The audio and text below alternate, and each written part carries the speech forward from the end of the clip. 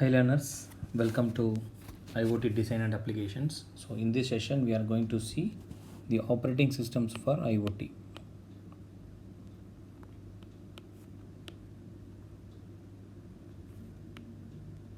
So this is what we are going to see. So in operating systems, what are the different things we need is what are the different kind of kernel. So every operating system is operating with the kernel.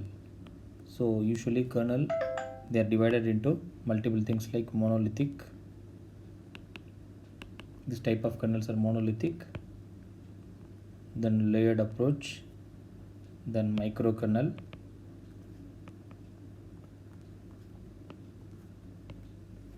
then we have programming model.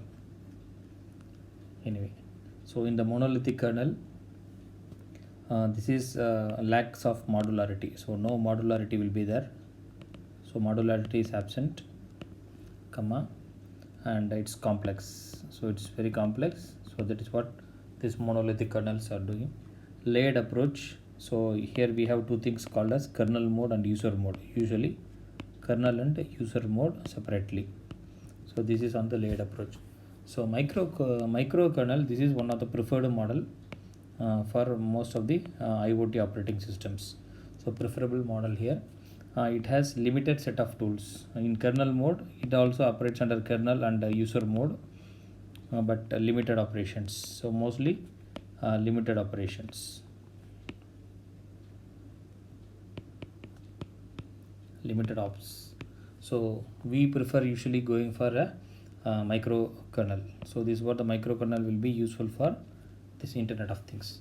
Now what are the different operating systems available or offered for this IoT?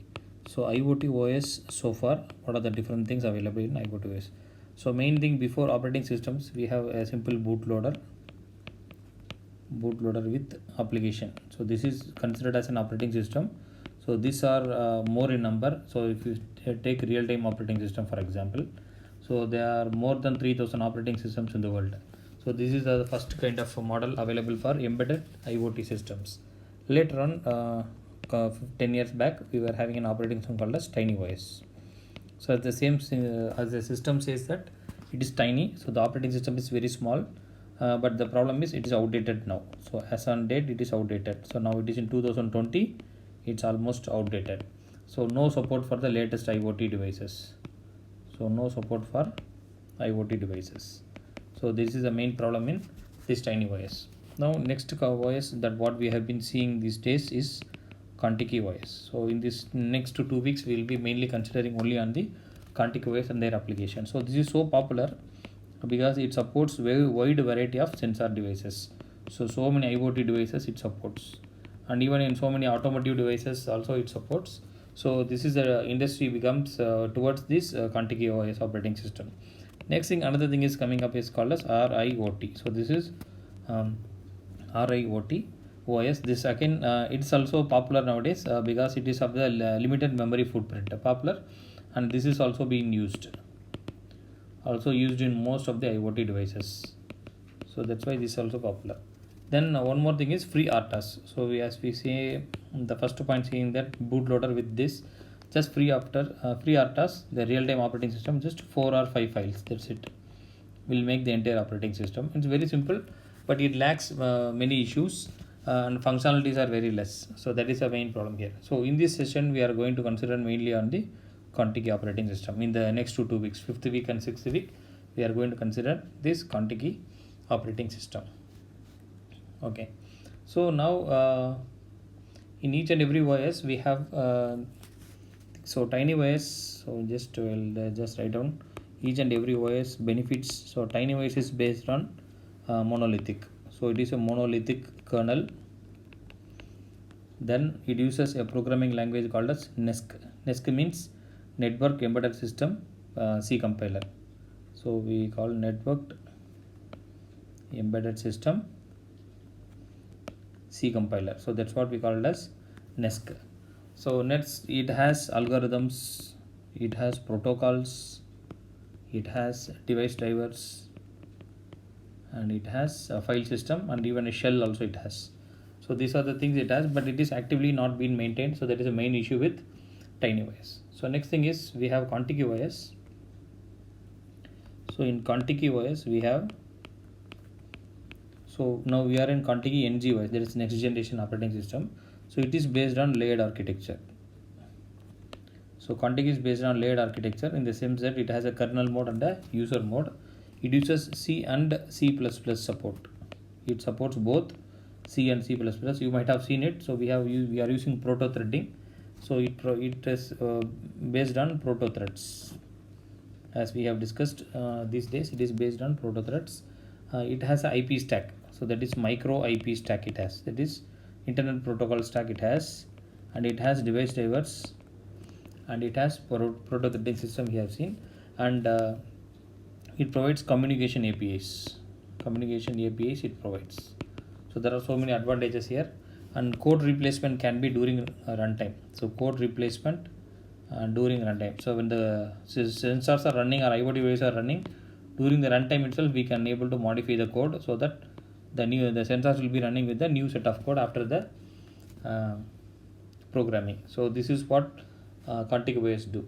So in RIoT-OS we are having RIoT is based on this recommended microkernel operating system. So it is based on microkernel. So microkernel approach is the ultimate approach for memory minimization, optimization, all these things. It has a tickless scheduler. So it's a time tickless scheduler. So what it will do is during idle time the thread will go to the idle mode. So thread will be idle during the idle time. So that is what the tickless scheduler. So that means that whenever the thread is not doing any job, it will go to the idle mode. Okay, so most of these threads are running under low clock speed. So it is designed to work with the low clock speed. Hence power optimization will be minimum, frequency of operation will also be minimum. So it is the best method for energy efficient IoT device operations. Then it supports C and C++, also POSIX. So POSIX also supported. So POSIX means Portable Operating System Information Exchange. So that's what we have POSIX. So POSIX is a set of common APIs obeyed by most of the operating system vendors. So even for example we have Windows also supports POSIX, then Linux supports POSIX, then Solaris supports POSIX, then Unix family supports POSIX, and even Mac OS also support POSIX. So most of these operating systems they are in support of POSIX. That means that between moving from one OS to another OS, the developers need not be struggling to learn the new set of operating system codes. So POSIX was introduced. So RIoT supports POSIX also, and we have a full stack of RPL protocol, then 6LoWPAN, then IP version 6, then TCP, UDP. So all these things are being supported in this RIoT-OS. So RIoT-OS is very powerful and very good when compared to ContigyOS. But ContigyOS is so popular that it has been there in the market for a quite number of years. So that's why this is very good. So next thing is we have, let's say, TinyOS. Let us not go into it. So now for example, if you say memory occupation, so I'll put this way around. Let's say TinyOS in, so it's a comparison TinyOS, Contigi, and then RIoT. So let me compare RIoT. Let me compare all these four operating systems. So for example, you can see that RAM ROM. So you can see the RAM and ROM.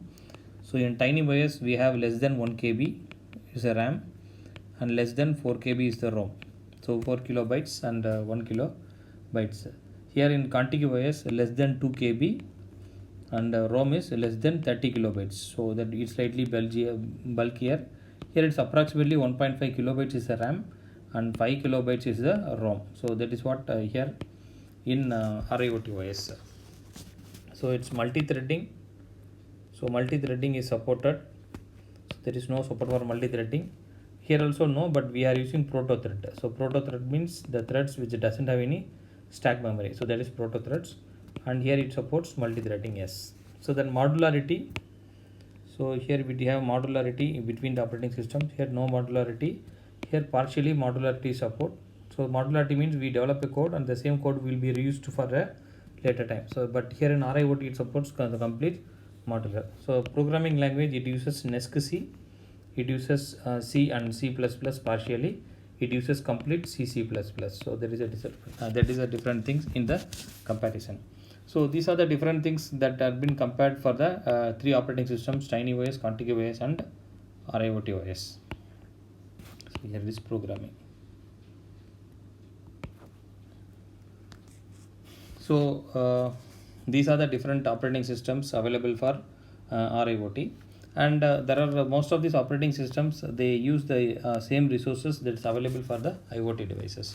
So based on your IoT devices, depending on their memory, RAM, and ROM, this operating system can operate upon. So in this, the recommendation here is,